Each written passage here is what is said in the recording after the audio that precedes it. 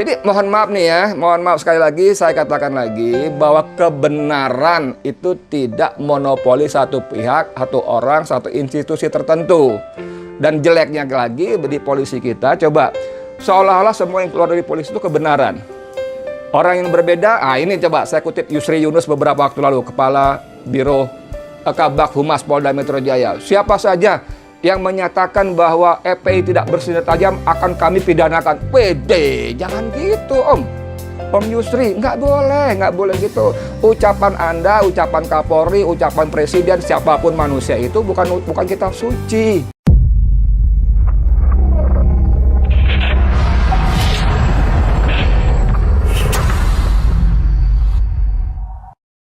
Assalamualaikum warahmatullahi wabarakatuh. Dengan saya Edi Mulyadi.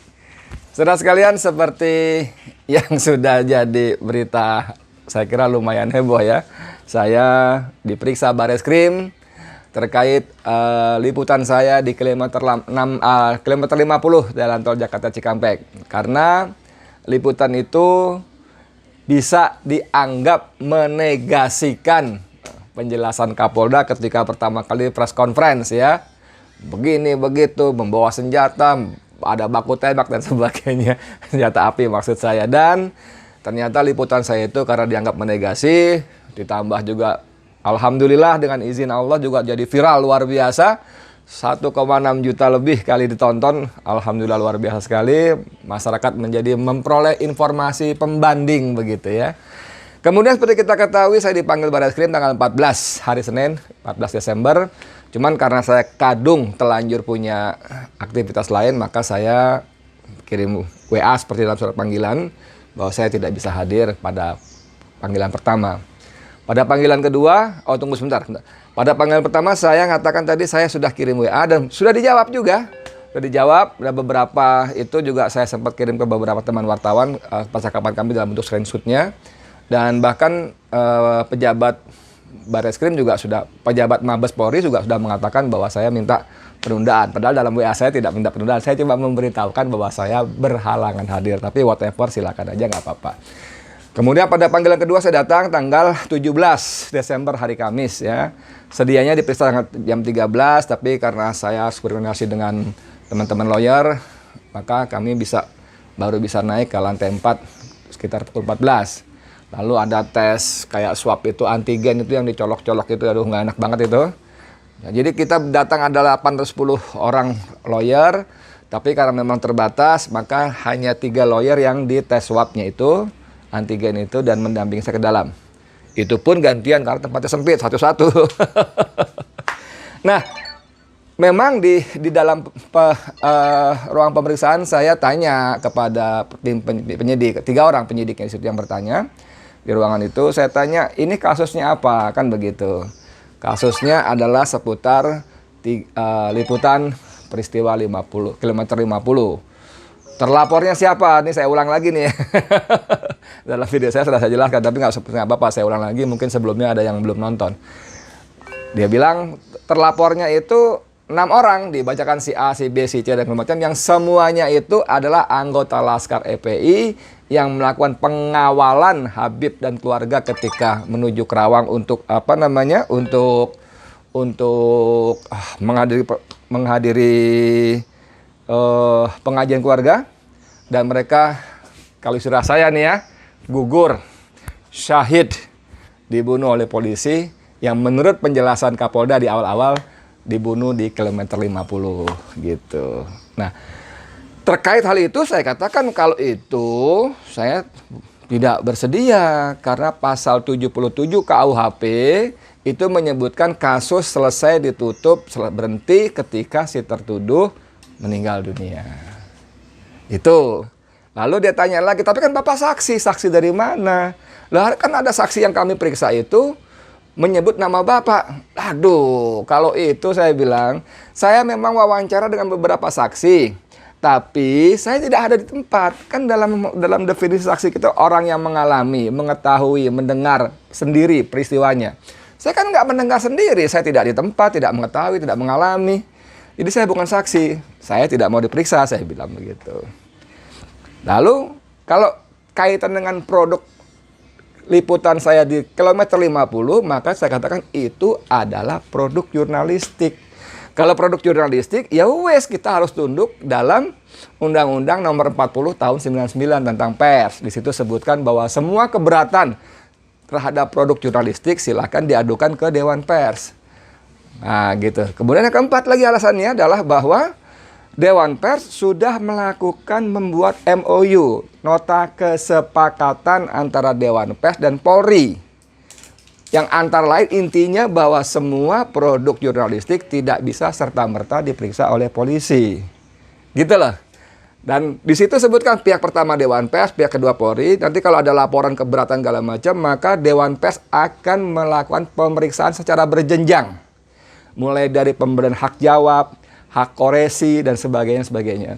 Kalau terjadi dispute juga di pasal lain disebutkan bahwa nanti Dewan Pers akan memeriksa, mengkaji, meneliti, kemudian diputuskan apakah yang disengketakan itu adalah masih delik pers atau sudah pidana atau perdata. Nah, kalau untuk yang dua itu baru polisi berhak. Nah, saudara sekalian, atas dasar 4 hal itulah maka saya tidak bersedia diperiksa. Tapi gitu kan, tapi kalau itu setuju benar, saya asar udah pulang. Saya bilang catat 4 alasan itu, saya tanda tangan, saya pulang. Tapi karena saya tahu bahwa anak-anak muda ini, para penyidik ini usia baru 30-an, mereka pintar, cerdas, sopan, dan itu secara emosi juga cukup matang, tidak emosional, tidak marah, walaupun kita sempat beberapa kali debat serius, sengit bahkan, tapi mereka tetap cool, nggak ada marah apa gitu. Keren, anak-anak muda ini keren, penyidik ini keren. Nah, yang saya sesalkan adalah bahwa di luar direktur apa itu ya, saya pejabat Polri itu mengatakan, ya saya bacain aja deh. Nih ya, ini ada judulnya, kasus polisi FPI, Bareskrim nilai wartawan Edi tak kooperatif. Nih, nah, nanti akan ditampilkan juga tetap ya. Saya baca gini aja nih. Ini penyidik Bareskrim Polri menilai wartawan Forum News Network FNN Edi Mulyadi kurang kooperatif menjawab pertanyaan penyidik soal kasus bentrok polisi dengan Laskar FPI yang mengakibatkan 6 orang meninggal beberapa waktu lalu. Coba kalimatnya kita kurang kooperatif. Dia sih wartawannya nggak salah karena dia mengutip Kasubdit 3 Direktorat Tindak Pidana Umum Bareskrim Polri Kombes Pol John Wenat Hutagalung mengatakan selama pemeriksaan Edi tak mau menjawab pertanyaan polisi secara kooperatif. Ia menambahkan Edi berdalih akan memberi keterangan saat di persidangan. Ini betul. Ini betul. Bahwa beberapa pertanyaan menyangkut karya-karya kerja-kerja jurnalistik saya katakan nanti saya jelaskan di persidangan.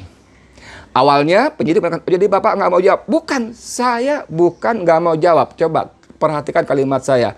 Saya katakan nanti saya akan jelaskan di persidangan.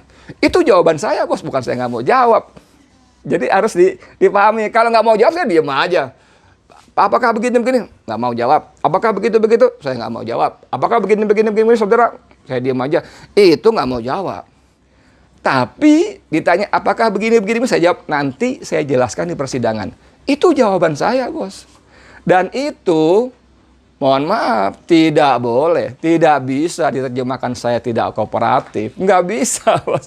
Itu jawaban saya. Justru karena saya berpegang pada Undang-Undang Pers nomor 40 tahun 99, justru karena saya berpegang pada KUHP pasal 77, justru karena saya berpegang pada definisi tentang saksi yang mengetahui, mengalami, mendengar sendiri, maka saya tidak bersedia diperiksa. Itu bentuk kooperatif saya. Saya datang ke Bareskrim itu kooperatif, saudara. Jadi Pak Polisi tadi, Pak Weinhardt tadi, please deh ya, please deh, jangan bikin stigma gitu loh. Jangan bikin stigma Edi tidak kooperatif, kan jelek sekali, bos. Pak John Wenat Hutagalung, aduh, nggak begitu, ya, nggak begitu, bos. Jadi mohon maaf nih ya, mohon maaf sekali lagi, saya katakan lagi bahwa kebenaran itu tidak monopoli satu pihak, satu orang, satu institusi tertentu. Dan jeleknya lagi di polisi kita, coba, seolah-olah semua yang keluar dari polisi itu kebenaran.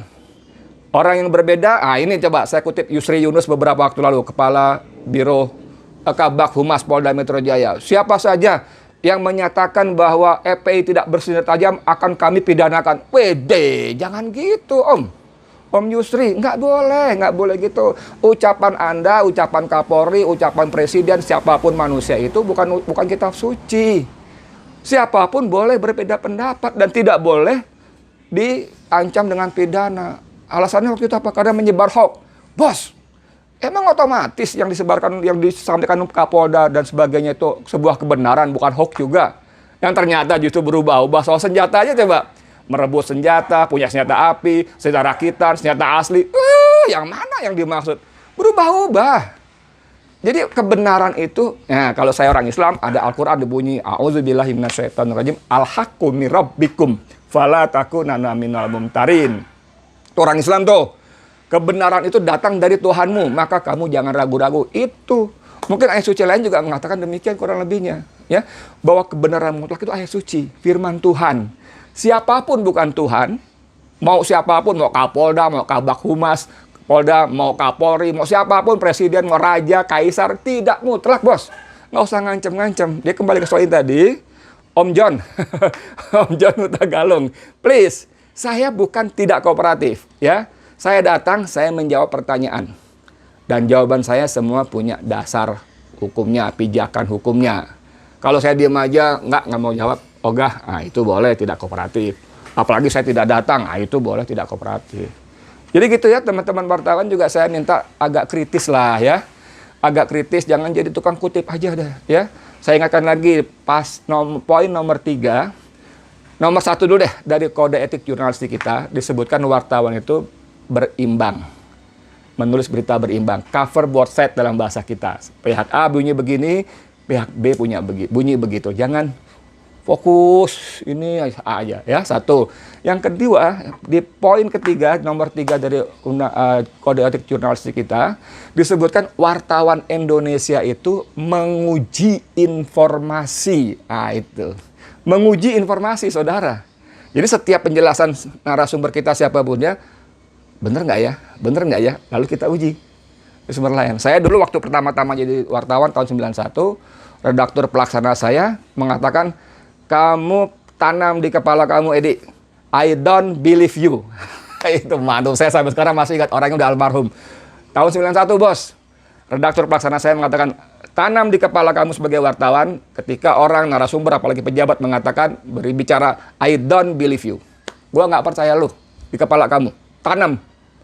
Dengan prinsip itu kamu uji informasi. Waktu itu saya belum ngerti kalau kode etik jurnalistik ada pasal, ada poin seperti itu. Tapi itu dahsyat, saudara. Itulah tugas kita wartawan. Yang dalam Undang-Undang 40 tahun 99 tentang itu, fungsi wartawan, pers adalah salah satunya untuk kontrol sosial. Selain hiburan, pendidikan, kontrol sosial. Fungsikan itu. Dan jangan takut, profesi kita dilindungi oleh undang-undang. Sip, begitu saja. Saya kooperatif, Edi Mulyadi kooperatif. Di poin-poin pertanyaan terakhir, dikatakan, apakah saudara bersedia dipanggil kembali untuk memberikan keterangan tambahan? Saya bilang, siap, insya Allah bersedia. Saya akan datang, insya Allah saya akan datang. Saya bilang, 99% saya akan datang. 1% kuasa Allah, kan bisa saja saya katakan gitu ya. Tadi saya demikian, Edi Mulyadi. Assalamualaikum warahmatullahi wabarakatuh.